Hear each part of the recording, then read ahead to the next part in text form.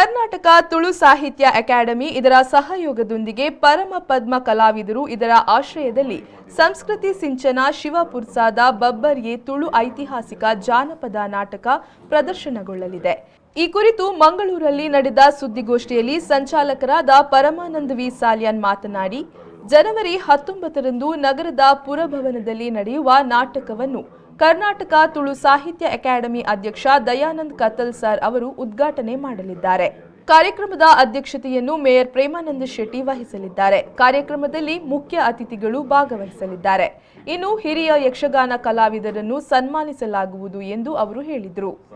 ಮಾರಿಯಮ್ಮ ದೇವಸ್ಥಾನದ ಆಡಳಿತ ಮುಖ್ಯಸ್ಥರಾದ ದೇವಾನಂದ ಗುಜರನ್ ಅವರು ಉದ್ಘಾಟಿಸಲಿದ್ದಾರೆ।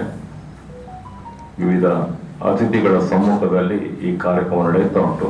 ತುಳು ನಾಟಕ ಕಲಾವಿದರ ಒಕ್ಕೂಟದ ಅಧ್ಯಕ್ಷ ಕಿಶೋರ್ ಶೆಟ್ಟಿ, ಜಯಕಿರಣ ಮಾಲಕರಾದಂತಹ ಪ್ರಕಾಶ್ ಪಾಂಡೇಶ್ವರ್, ನಾಟಕಕಾರ ವಿಜಯಕುಮಾರ್ ಕೊಡಿಯಾಲ್ ಬೈಲ್, ಹಾಗೆಯೇ ವಿವೇಕರಾಜ್ ಪೂಜಾರಿ,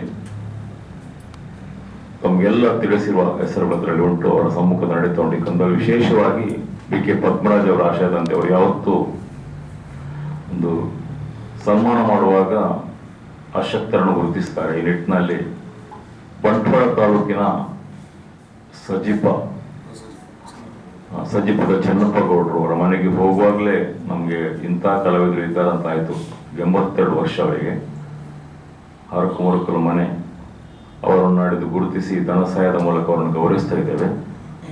ಹಾಗೇನೆ ನಾಟಕ ರಂಗದ ಹಿರಿಯ ಕಲಾವಿದರಾಗಿರುವಂತಹ ವಸಂತ್ ಅಮೀನ್ ಅವರನ್ನು ಮತ್ತು ಕಲಾ ವಿಮರ್ಶಕರು ಎಂ ಶಾಂತರಾಮ್ ಕೊಡುವ ಮೂಡಬಿದ್ರೆ, ಈ 3 ವ್ಯಕ್ತಿಗಳನ್ನು ನಾಡಿದ್ದು ಗೌರವಿಸಲಿಕ್ಕಿದ್ದೇವೆ। ಸುದ್ದಿಗೋಷ್ಠಿಯಲ್ಲಿ ಸುಧಾಕರ್ ಕುಲಾಲ್, ಸುಧಾಕರ್ ತುಂಬೆ, ಪ್ರೇಮಾನಂದ್ ಸುವರ್ಣ ಉಪಸ್ಥಿತರಿದ್ದರು।